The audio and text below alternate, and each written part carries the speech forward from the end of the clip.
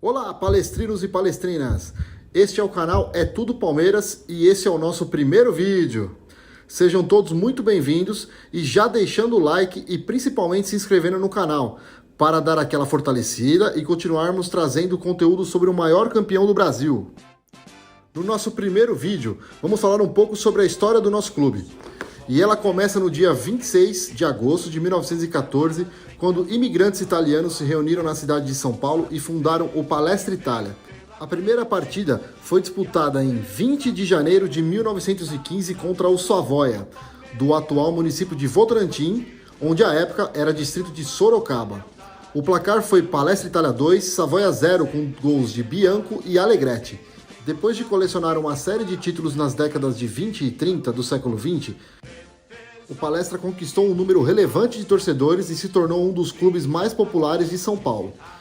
Em 1942, o Palestra Itália foi obrigado a mudar de nome, pois o presidente da época, Getúlio Vargas, declarou guerra aos países do eixo, Alemanha, Itália e Japão, onde não poderíamos mais usar o nome Itália. Em 20 de setembro de 1942, estreamos o nome Palmeiras e já saímos campeões paulistas sobre o São Paulo no estádio do Pacaembu. O episódio histórico ficou conhecido como a Arrancada Heróica.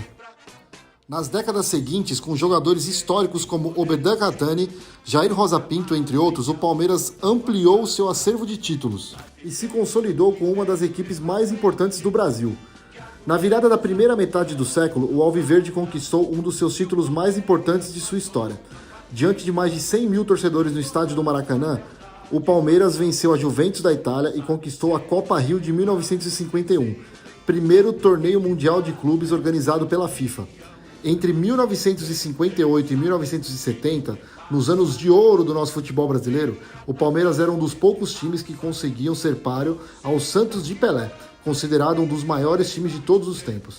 Em 1965 foi inaugurado o Estádio Mineirão e, para coroar os festejos da inauguração, organizou-se um amistoso entre Brasil e Uruguai e, pela primeira vez na história do futebol brasileiro, um time, a Sociedade Esportiva Palmeiras, foi convidado a compor toda a delegação da seleção brasileira.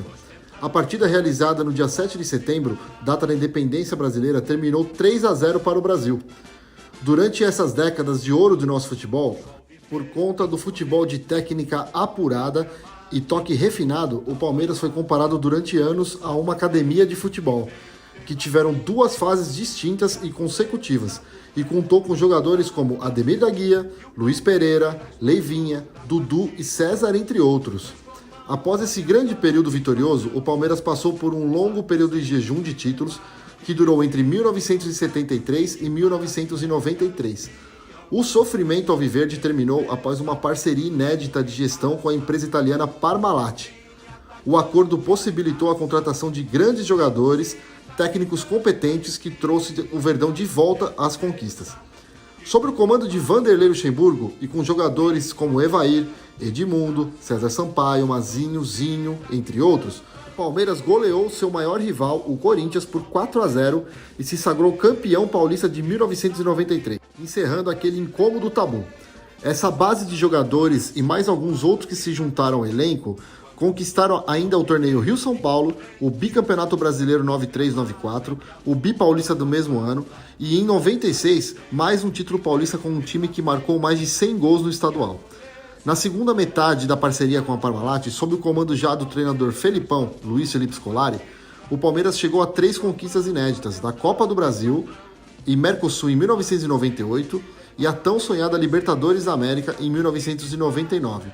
Todos esses títulos tivemos como os destaques jogadores como Alex, Arce, Oséias, Paulo Nunes, Júnior, Euler e o nosso eterno São Marcos, o nosso santo.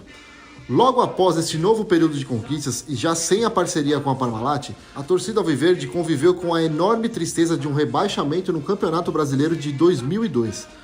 No ano seguinte, numa grande demonstração de paixão e fidelidade, a torcida empurrou o Verdão de volta à elite, conquistando a Série B de 2003.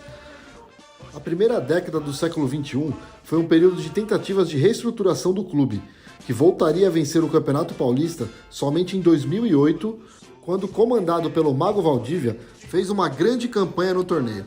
Em 2012, ano em que o ídolo São Marcos encerrou a carreira, o Palmeiras voltou a vencer um torneio nacional, a Copa do Brasil, e de forma invicta. Porém, neste mesmo ano, o Alviverde amargou mais um rebaixamento no Campeonato Brasileiro.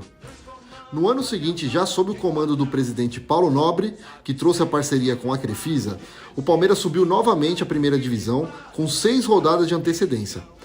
Em 2014, no ano do centenário, o clube teve um ano de reestruturação e quase caiu novamente para a Série B.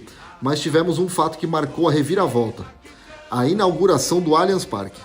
Em 2015, o estádio teve vários recordes de público e renda e fechou o ano com a conquista da Copa do Brasil, disputa que teve Fernando Praz como grande herói. Em 2016, sob o comando de Cuca, os jogadores como Dudu, Moisés, Gabriel Jesus e Zé Roberto, o Palmeiras conquistou seu 9º título brasileiro, depois de uma campanha impecável. Após obter o vice-campeonato em 2017, o Palmeiras conquistou o Deca em 2018 com mais marcas históricas, como a maior invencibilidade e melhor turno da história da era dos pontos corridos do Brasileirão. No ano de 2020, em meio à pandemia de Covid-19, o Palmeiras voltou a conquistar o Paulistão em uma disputa de pênaltis eletrizante contra seu arquirrival, o Corinthians. No segundo semestre, que invadiu já 2021, tivemos a chegada do então Abel Ferreira, desconhecido, que levou o clube a incríveis conquistas da Copa do Brasil e 2 Libertadores no mesmo ano, chegando assim ao tricampeonato.